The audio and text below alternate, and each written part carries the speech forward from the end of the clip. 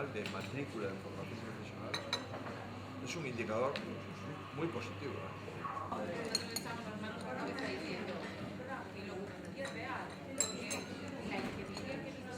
¿Conseguir un trabajo después de acabar un estudio? Sí, pero lo conseguirá. El verdadero problema es la gente que tiene solo estudios. El problema real es en todo ese paro juvenil, el 80% no tiene estudios primarios, solo tiene estudios primarios.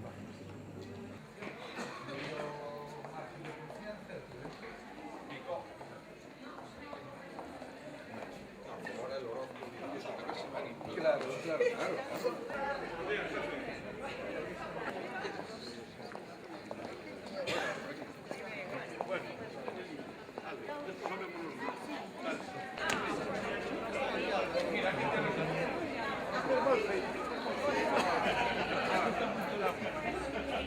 Ya está.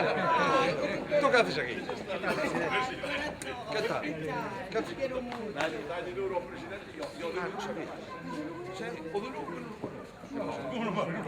Hola, cariño. También. ¿Pero ya está inaugurado? Ahora a finales de